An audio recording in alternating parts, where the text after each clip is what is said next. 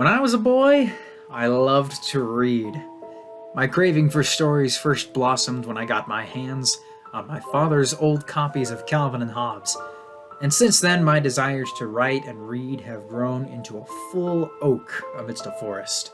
I've read many series over the years since, but one was the bridge between the children's storybooks and the many wonderful stories that lead into adulthood.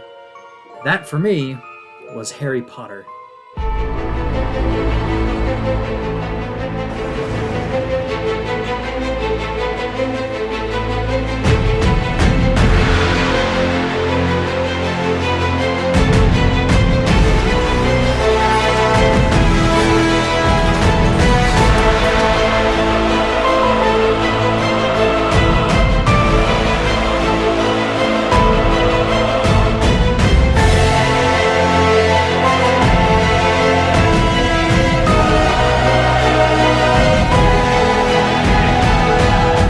Spoiler warning, if you haven't read Harry Potter yet or watched the movies, I'm honestly more impressed than disappointed, but stop watching this and go do that instead, and then come back here. Harry Potter erupted into the world scene in 1997 with the release of the first book in the series, and since then has become one of the most instantly recognizable series in world history, and it has held that title for almost 25 years. It has sold more books than any other franchise in history and has been translated into 80 other languages. J.K. Rowling instantly made a name for herself and has placed herself as one of the great writers of the early 21st century. By the time I started reading Harry Potter, the final book, Harry Potter and the Deathly Hallows, had been released for 4 years. I actually remember the news broadcast from when I was 8 of the book being released, and the faces of those teenage girls brimming with glee holding their signed copies. The hype of the books themselves had really died down when I began reading, but by the time I finished reading the series, the next level of the hype train was only getting started with the release of the movies. I watched them all and was amazed by how awesome they were. Magic was flying everywhere, cool characters were brought to life, and good and evil clashed once again with a wide array of emotions that touched almost every viewer. Being a young teenager, I thought it was the coolest thing I'd ever seen. Keep in mind that these films kicked off long before any other book adaptation franchises, with the final film debuting a year before Marvel's Avengers took the silver screen for its own. Frankly, it hasn't given it up since. After seeing the end of the films and the franchise, the series drifted away from my mind for the next decade. I didn't really think anything of it until sometime after I returned from my mission to Alaska and was preparing to go to college. I wanted to spend the last week I had with my family and do something together. And since I had many younger siblings who hadn't seen the movies yet, I decided to initiate them, as a good older brother should.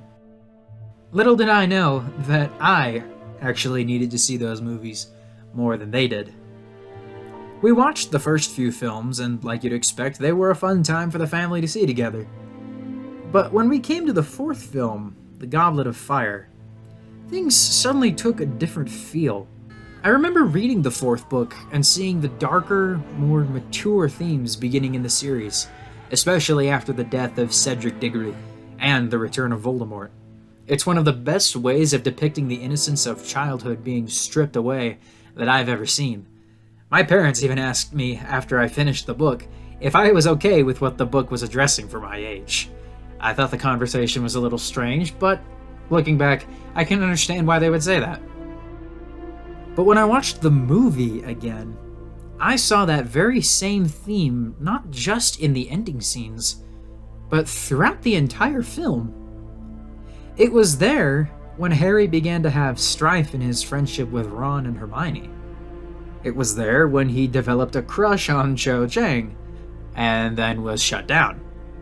It was there when he was trying to overcome the challenges of the Triwizard Tournament, and throughout the entire film, it's there while he's trying to prove to the entire school his real character, and not the fact that people think he put his own name into the Goblet of Fire.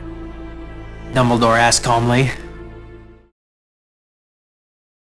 With this in mind, I started to pay more attention and to try and walk more closely in Harry's shoes. I reflected on the 3 previous movies and saw that those same themes were actually delicately inserted throughout the entire storyline. When we saw the rest of the series, the themes of early adulthood came stronger and stronger into play. Perhaps what I saw the strongest was how I personally fit into the story. I began to really relate to Harry and what he was experiencing through his teenage years, but not as a teenager. I was feeling it as a future college student. It was then that I realized the intrinsic value that Harry Potter has, and why it's been such an influential series. Harry Potter grows up with you. As Harry goes through the story of the books over the 7 years they take place, he sees all kinds of events in his life, including friends, dreams, power, love, and more. He is a teenager in high school, perhaps one of the most fluctuating times in a human's life, subject to more change than perhaps any other time possible.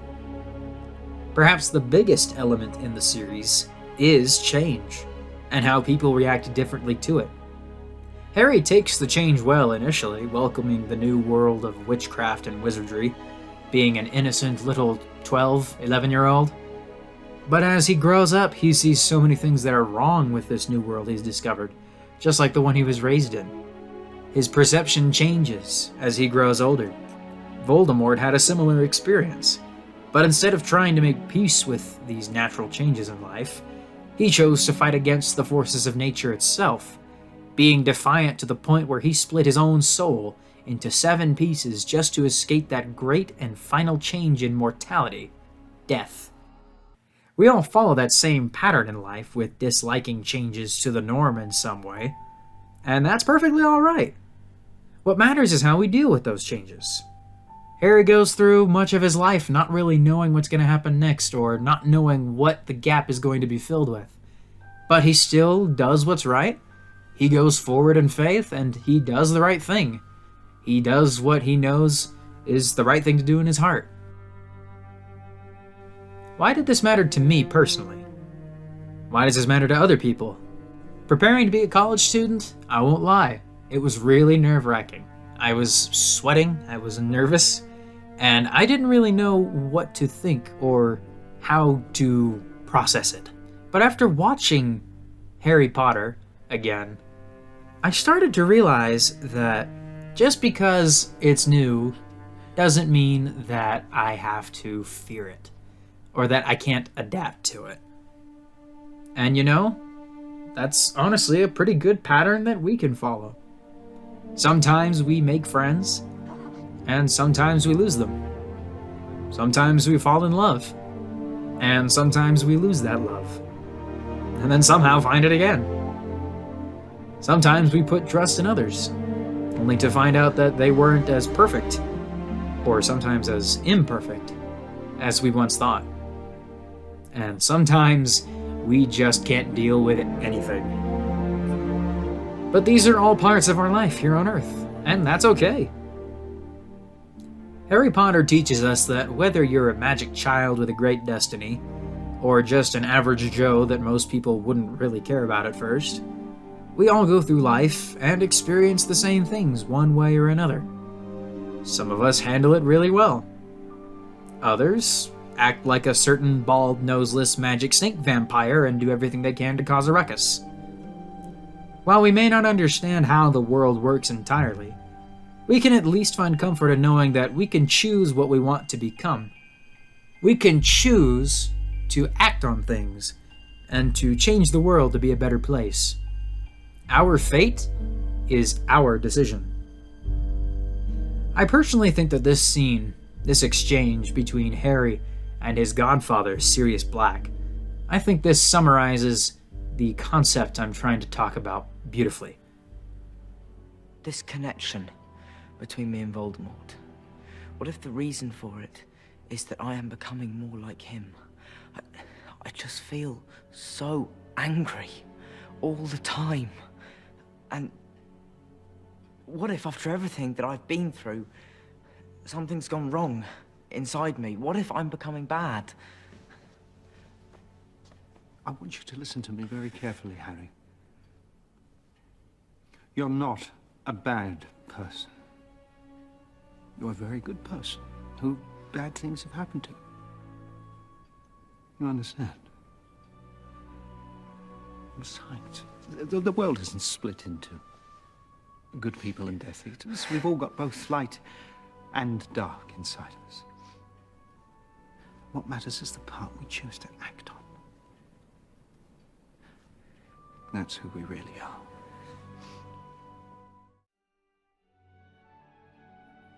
Thank you all for watching again. I really enjoyed the opportunity to be able to make this video. The Harry Potter reunion is actually very soon, which I didn't actually know when I first started making this, but I figured it was very good timing, so I kept with it.